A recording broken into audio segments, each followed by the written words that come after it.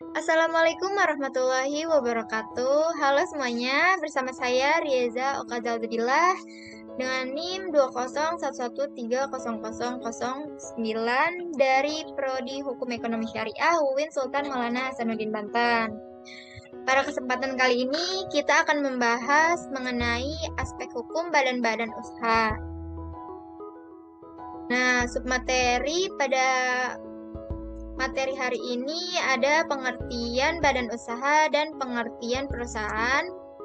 Lalu ada unsur-unsur badan usaha, serta ada jenis-jenis badan usaha dan legalitas usaha, serta strukturisasi usaha.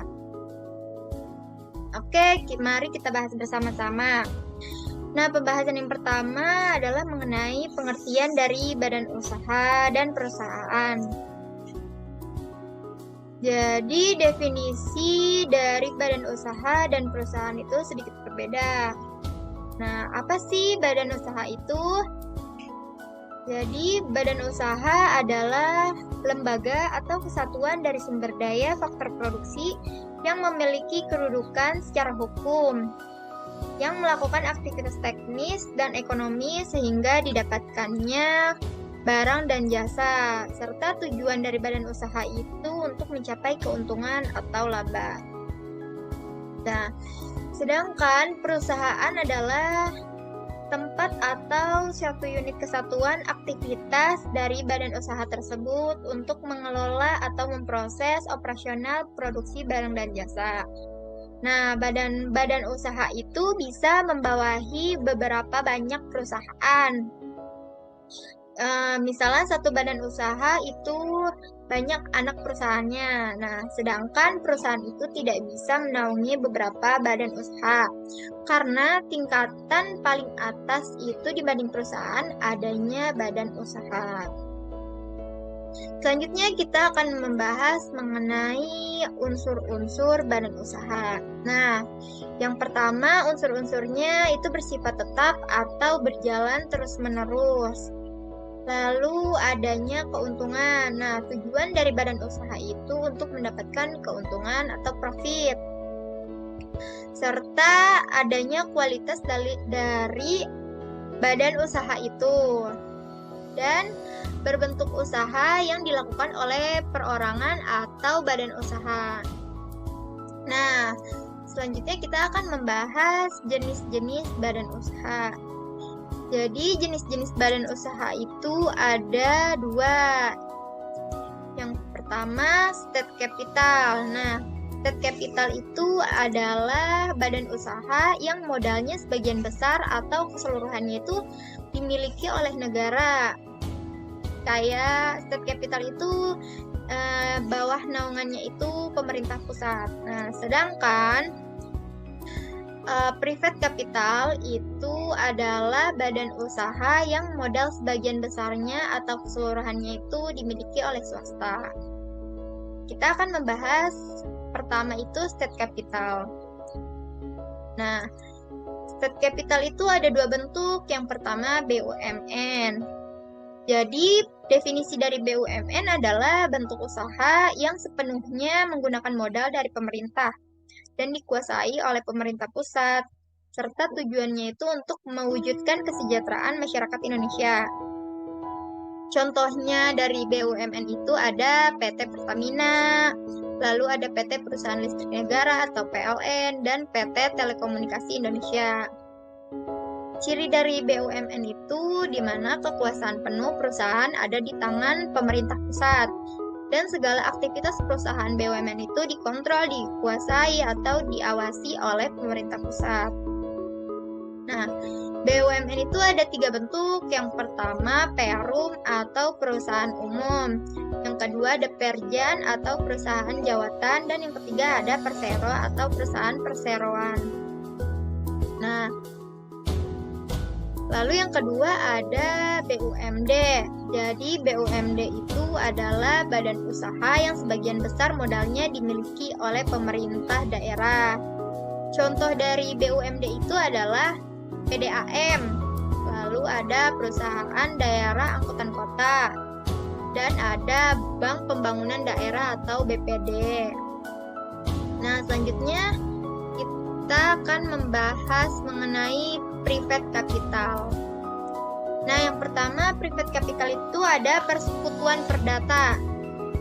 Jadi, definisi dari persekutuan perdata itu menurut pasal 1618 KUHP adalah suatu persetujuan dengan nama dua orang atau lebih mengikatkan diri untuk memasukkan sesuatu dalam persekutuan dengan maksud membagi keuntungan yang terjadi. Nah, yang kedua ada firma. Definisi dari firma adalah badan usaha yang didirikan oleh dua orang atau lebih yang bersepakat untuk melakukan aktivitas bisnis secara bersama-sama. Nah, ciri dari firma itu modalnya berasal dari para anggota firma. Tanggung jawab atas perusahaan itu bersifat penuh. Dan jika terjadi kerugian dari firma ini, maka seluruh anggota itu yang bertanggung jawab. Dan semua anggota firma itu harus terlibat aktif dalam pengelolaan perusahaan firma tersebut. Lalu jika salah satu anggota dari firma itu mengundurkan diri, maka firma tersebut dinyatakan bubar. Contoh dari firma itu ada firma dagang. Nah, firma dagang itu ada yang namanya brand Nike, Converse. Lalu kalau contoh firma jasa itu ada konsultan atau pengacara firma hukum. Nah, yang ketiga ada perusahaan perseorangan. Jadi definisi dari perusahaan perseorangan itu adalah perusahaan atau bisnis yang dimiliki dan dikelola oleh pemilik tunggal secara sederhana. Nah, ciri utama dari perusahaan perseorangan itu tidak ada batasan untuk mendirikan usaha dan modalnya itu dari uang pribadi serta perusahaan perseorangan itu bersifat sebagai UMKM atau usaha mikro kecil menengah. Nah, contoh dari perusahaan perseorangan itu ada bengkel, warung kecil atau biasa warung Madura, warteg, laundry, dan sebagainya. Lalu selanjutnya ada perseroan terbatas. Nah, perseroan terbatas itu adalah sebuah perusahaan yang modalnya terdiri dari berbagai syarat. Misalnya dari surat berharga dalam bentuk saham. Lalu biasanya pemegang saham terbanyak itu diberikan kewenangan untuk menjalankan bisnis tersebut sebagai direktur utama atau juga bisa menjadi aktivitas pengawasan pada PT tersebut. Nah, perseroan terbatas itu terbagi menjadi dua jenis. Yang pertama, perseroan terbatas terbuka atau TBK. Nah, jadi TBK itu adalah PT yang sudah go public atau Initial Public Offering atau IPO. Karena penyetoran modal di dalamnya itu bersifat terbuka untuk para masyarakat luas. Nah, contohnya itu PT Bank Sentral Asia atau BCA. Nah, yang kedua itu ada perseroan tertutup. Perseroan tertutup itu berbalik dari perseroan terbatas terbuka. Kalau perseroan tertutup itu PT yang tidak melakukan aktivitas jual beli sahamnya untuk masyarakat. Nah, biasanya PT tertutup itu hanya untuk orang-orang terdekat aja, kayak misalnya sahabat atau keluarga dan lain-lain. Contoh dari perusahaan tertutup ini perseroan tertutup ini ada Salim Group atau Bakri Group. Nah, ia merupakan perseroan tertutup. Lalu selanjutnya ada perseroan komanditer atau CV.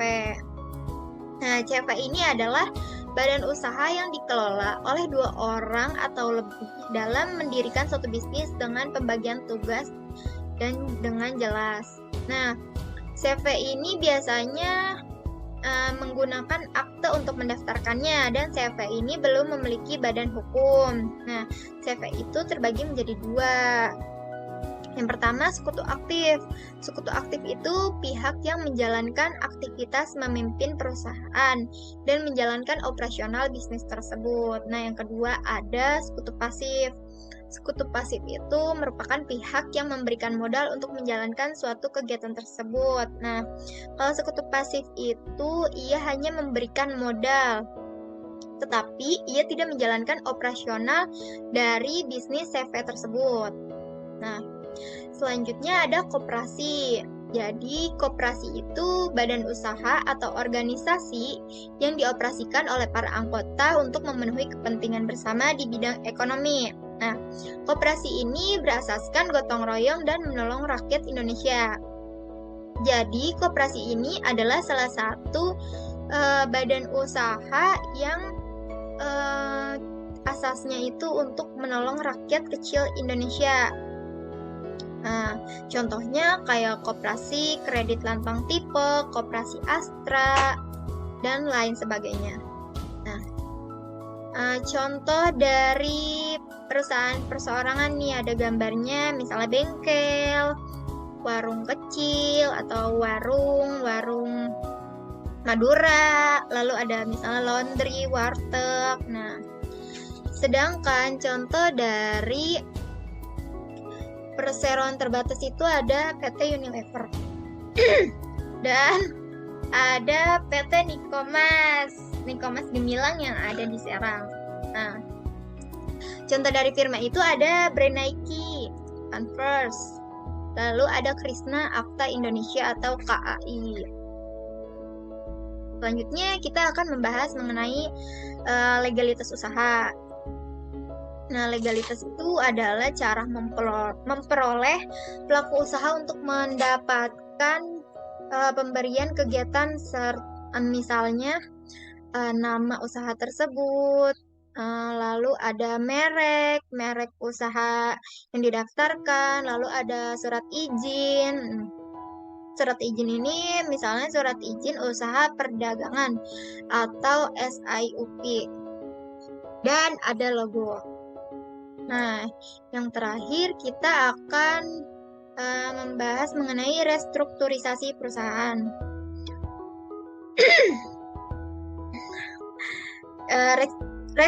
Restrukturisasi perusahaan itu adalah upaya atau tindakan yang dilakukan untuk memperbaiki dan memaksimalkan kinerja suatu perusahaan sehingga perusahaan tersebut dapat terus berkembang dan dapat beradaptasi dengan situasi dan kondisi yang dihadapi. Nah, restrukturisasi perusahaan itu ada 3 macam. Yang pertama, restrukturisasi portofolio atau aset. Nah, restrukturisasi portofolio atau aset adalah kerjasama menyusun portofolio perusahaan supaya kinerjanya menjadi baik. Nah, yang kedua ada restrukturisasi modal yang kerjasama menyusun keuangan agar terkontrol lebih baik.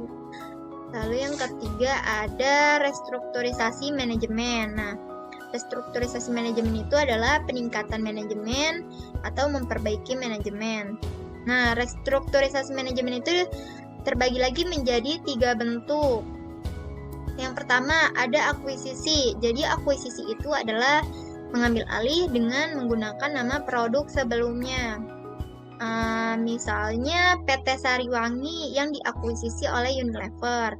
Lalu ada kecap Bango yang diakuisisi oleh Unilever juga. Nah, yang kedua ada merger. Merger adalah mengambil alih tanpa menggunakan nama produk. Merger itu kebalikan dari akuisisi.